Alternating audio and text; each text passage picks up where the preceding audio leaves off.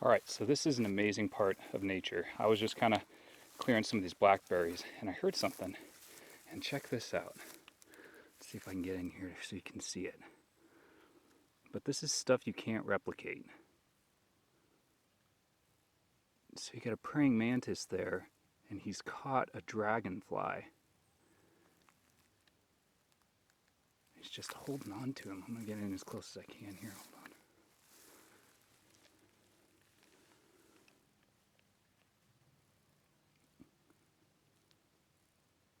Isn't that crazy?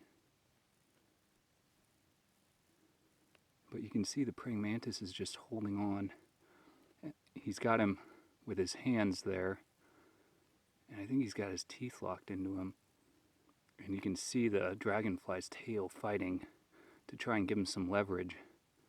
And the praying mantis is just holding on for dear life, and that's a pretty big praying mantis.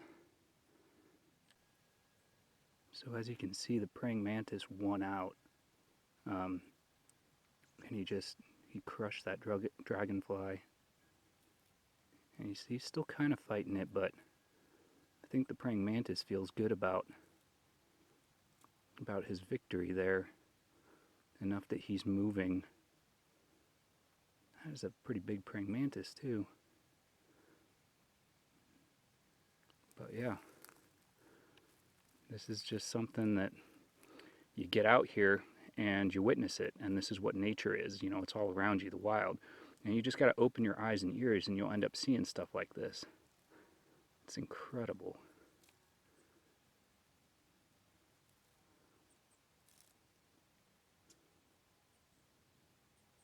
I can see he sees me. He's wondering what I'm doing, I'm sure.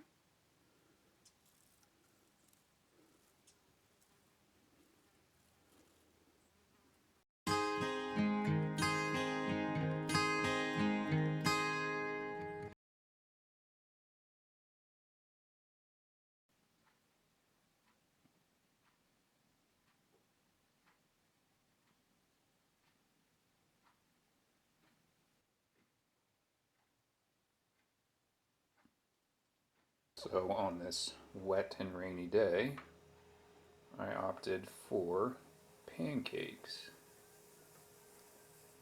Just because it seemed like a good rainy day food. Well, it's just good food in general. So that's what I'm doing here. I'll get these made and then figure out what my daily schedule is going to be. So I've mentioned it a couple times now that I worked on a ranch in Colorado, and that was actually last year. It was a really fun experience. I got to spend basically all day on horseback, with horses, around horses. There were challenges to it. Ultimately, I ended up coming back a little earlier than I expected, and that was just mainly because I had just had my daughter at that point in time, and I was missing her and my wife. Unfortunately, as you can see right now, my wife and I are not living together, and that is a hard place to be, but you know, it is what it is, and I'm just having faith that things will heal between us. You know, I have my imperfections, but as you can see, I'm trying to do my best each and every day to continue forward with some form of vigor and hope, and really just have a goal in which I'm shooting for. But anyway, all the accounts of that trip to Colorado that I had basically are in here. I journal pretty frequently, so I kept a journal kind of the whole experience as it was, and then I turned it into a book. I published a book on it. So I tried not to let the experience go to waste. So yeah. So sometimes you have the cameras rolling at the right moment, sometimes you don't. I just came up here because it was a nice day. I saw that it was a nice day outside. We've been kind of pummeled by the rains for the past few days, so now that we've got some good weather, which seems to be holding out, I came up here. But as I was coming up here, there was an owl that I spooked, which was actually right over here in this area near the cabin. And it just kind of then flew up, circled in the sky, and then it went off over this direction over here back into the woods. That's that little trail back behind the cabin there, or will be back behind the cabin. But I kind of wish I had the camera rolling for that, because it flew like right above me and was looking at me, because it just wasn't sure what I was doing here. It was a cool moment. Sometimes you catch them on film, sometimes you don't. You know, that's just kind of the way it is out here. So we've had rains for the past few days, being that this is Oregon. The rains descended upon us and it got wet, which was great. We had some downpours, but now it's cleared up and I decided to get back up here. So the ground should be nice and wet, or moist at least, so it'll be easier for me to kind of get the rest of this stuff out here for the foundation.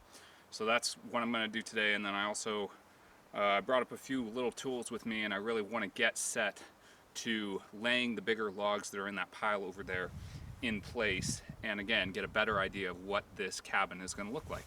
Here are a few of these boards over here which I found up here. So what I'm going to do is I'm going to take them and I'm going to go ahead and just kind of lay them down in the area that I've cleared or begun to clear. So I'm going to kind of lay these down and press these down, and I think that'll help kind of keep the weeds at bay. And then I brought up this board, and I'm going to use it, I think, as like a bench slash bed type thing.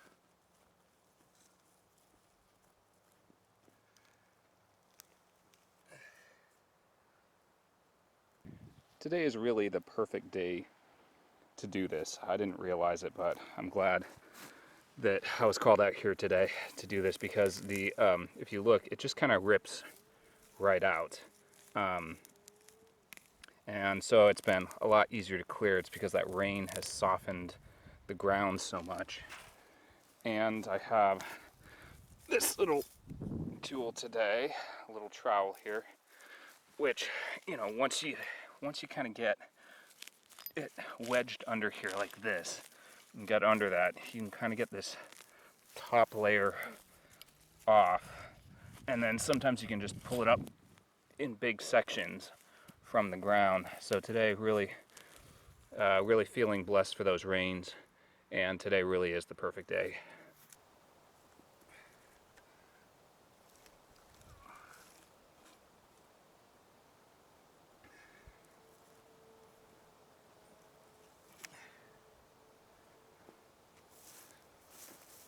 So I'm kind of visualizing that the door will go up at that end. So I'm putting this log in place here. What I'm going to want to do is I'm going to want to dig in like a little trench underneath it, so that then the log will sit in there. Here is the first log in place. It may shift. I don't know if it's officially going to be staying this way, but as you can see, I've kind of broken up the soil underneath it there, created a little bit of a trench, rolled it in, and then put this dirt kind of in the crevices on the sides here. So I need to fill that little gap in a little bit more. But this is essentially what I'm going to do. So here is the first log. So that's progress.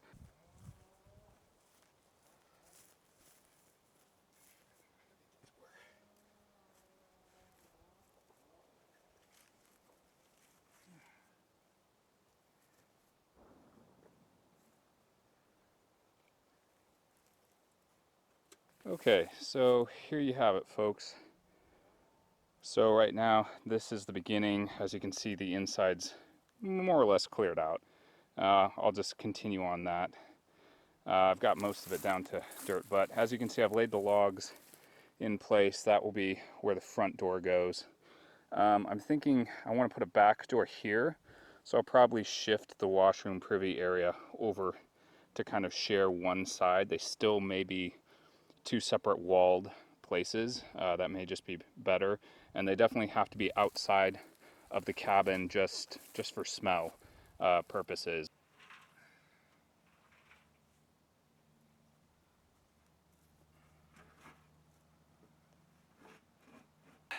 man, I took some more of those logs up that hill, and again, schlepping logs up that hill. On days like that, you really don't. You really don't need to work out, and there really is nothing else that you should be doing. It just takes so much energy just to even do a few with spacing in between it. I've done more than that today, but I mean, gee, Jehoshaphat there. So yeah, but I can't think of any better place to be on a day like today. You're away from all of the stuff, all of the pressures of life, just out here where God intended you to be, I think.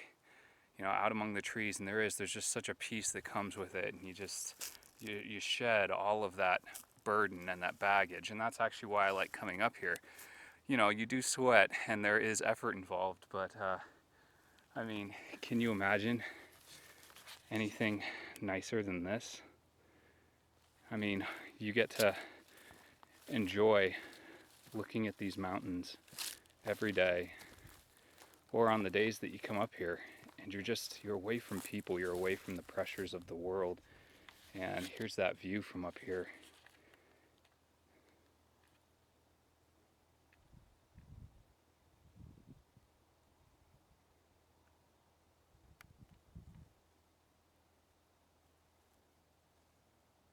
Looked out the window here, was doing some work inside, and I looked up, man, I saw I've got this little posse out here of grouse or quail. Not exactly sure. Maybe they're quail because of that little thing on their head. But I'm not sure. But there's just a whole bunch of them right out there on the lawn, coming out and eating. I think maybe it's because the weather's changed, and the rains have come, and the snows, and the weather's gotten colder. But yeah, kind of cool to see these guys right out here in the front. So now this right here is going to be your best friend as far as a fire starter, in my opinion. It's a very simple thing, but I would encourage anybody that needs to start a fire to keep these on hand. Again, it's toilet paper roll, but you can start a fire very easily with just one of these and enough dry wood.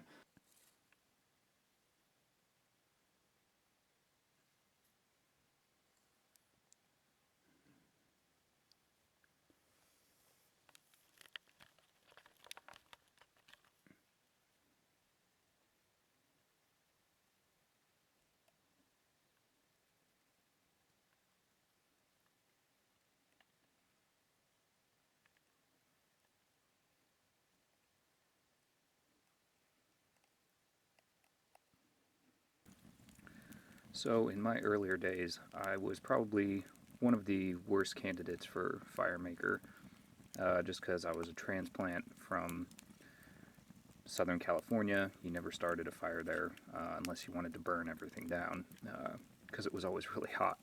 So, fire and starting a fire was never really a thing that I was introduced to until we moved to Washington, and then I joined the Boy Scouts, and it became mandatory. There's just nothing more comforting than a fire, in my opinion. Just sitting out by it at night, the sounds, the warmth from it, the light from it. It really is a perfect place to be.